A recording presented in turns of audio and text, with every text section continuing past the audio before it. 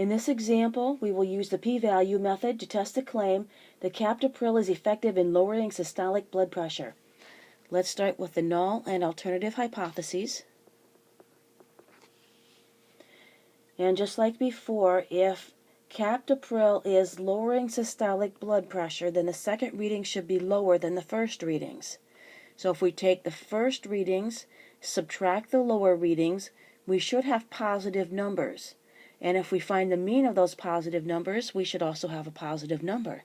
So the mean differences should be greater than 0. That's the claim.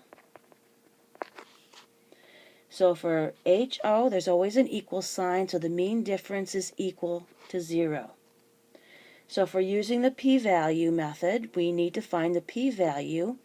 We can find that in the Excel sheet, although it's in scientific notation. So they're saying 2.64274 E with a negative 0.5.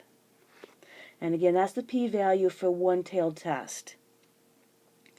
So the negative 0.5 is telling us that in order to put this number in a standard notation, we need to move the decimal point 5 places to the left.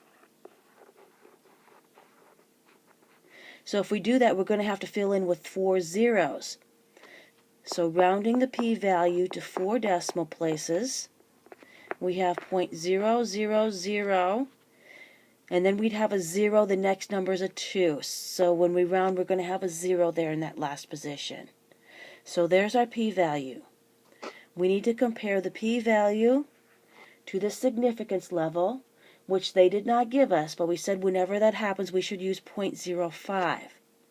So the p-value is less than the significance level.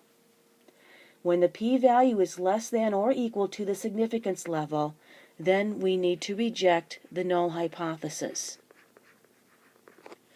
So our claim is with the alternative hypothesis. We're rejecting the null hypothesis, so there is sufficient evidence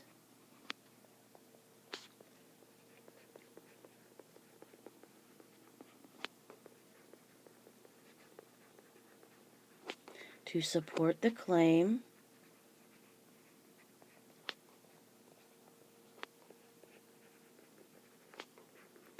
that the mean difference is greater than 0.